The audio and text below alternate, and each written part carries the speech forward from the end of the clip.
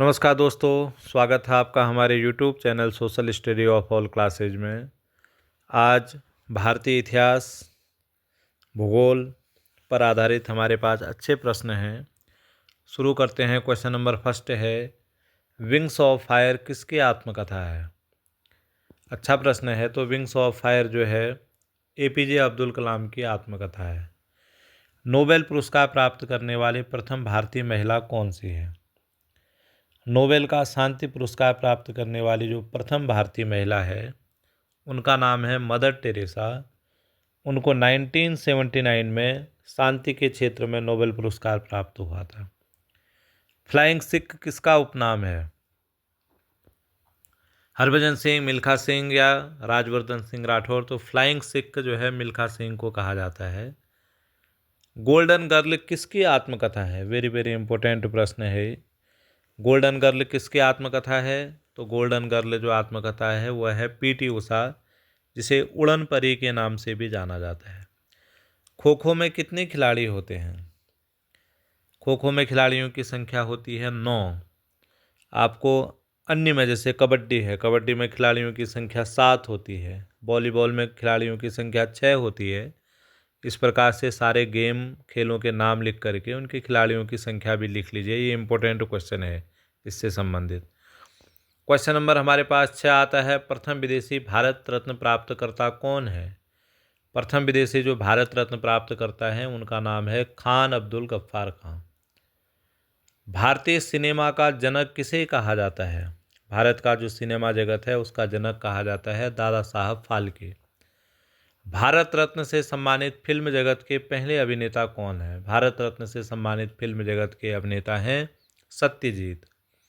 Gandhi film में गांधी की भूमिका में कौन थे? जो फिल्म गांधी बनी थी उसमें गांधी फिल्म में गांधी की भूमिका में थे वेन किंग्सले। भारत में उच्चतम न्यायालय का ध्येय वाक्य क्या है?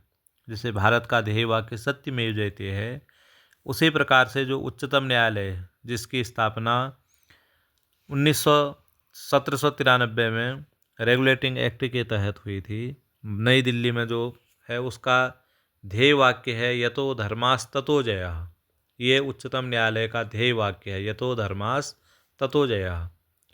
क्वेश्चन नंबर 11 है, भारत में जातिगत जनगणना शुरू करने वाला पहला राज्य कौन सा है? इसका सही आंसर आएगा बिहार। सिक्किम में आधिकारिक भाषा कौन सी है? अच्छा प्रश्न है।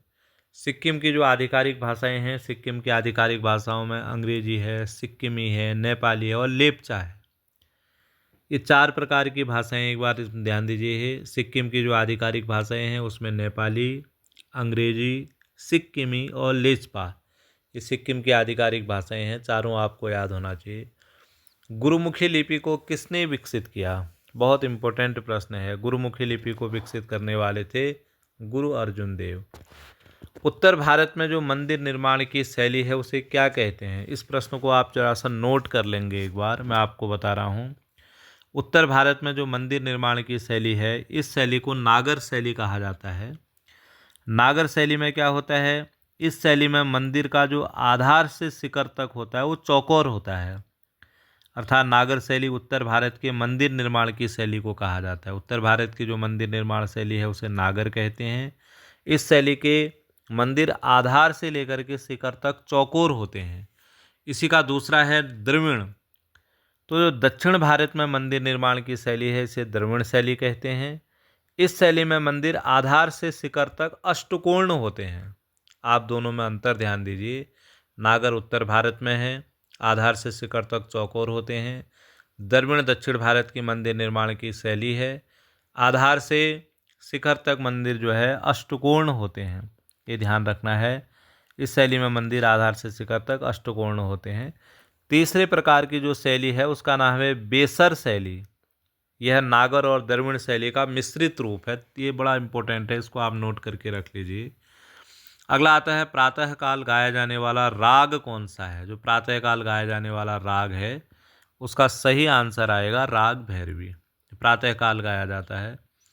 सबसे पुराना वाद्य यंत्र भारत के संबंध में, भारत के संबंध में सबसे पुराना जो वाद्य यंत्र है उसका नाम है वीणा। ओणम किस राज्य का उत्सव है? अच्छा प्रश्न है। ओणम किस राज्य का उत्सव है? तो इसका सही आंसर आएगा केरल। भारत का पेरिस किसे कहा जाता है?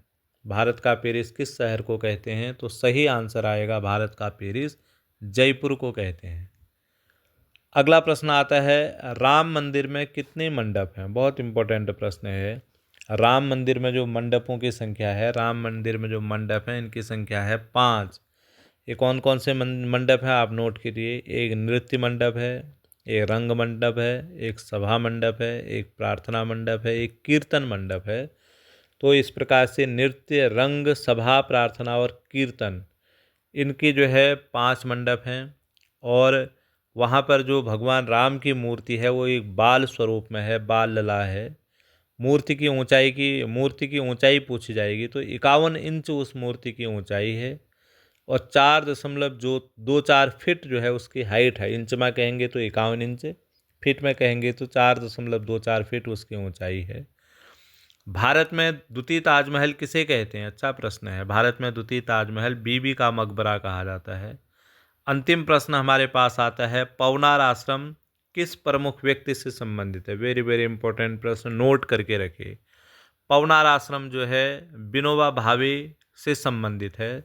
विनोबा भावे वह व्यक्ति हैं जिन्होंने 1940 में पहली बार जो है व्यक्तिगत सत्याग्रह आंदोलन शुरू किया था और भूदान और ग्रामदान आंदोलन चलाया था। तो एक प्रश्न से, कल भी मैंने कहा था, एक प्रश्न से अनेक प्रश्न बनते हैं। तो आपको विनोबा भावे, पवनार आश्रम लिखिए, सामने विनोबा भावे, उनसे संबंधित क्वेश्चन बनेंगे। प्रथम सत्याग्रही, व्यक्तिगत सत्याग्रह प्रारंभ करने वाले प्रथम सत्याग्रही तो विनोबा भावे। भूदान आंदोलन, ग्राम दान आंदोलन प्रारंभ करने वाले प्रथम व्यक्ति आचार्य विनोबा भावे। तो इस प्रकार से यह सामान्य ज्ञान पर आधारित अति महत्वपूर्ण प्रश्न हैं। आपको वीडियो अच्छा लगे प्लीज़ लाइक, शेयर और सब्सक्राइब करना ना भूलें। बहुत बहुत धन्यवाद।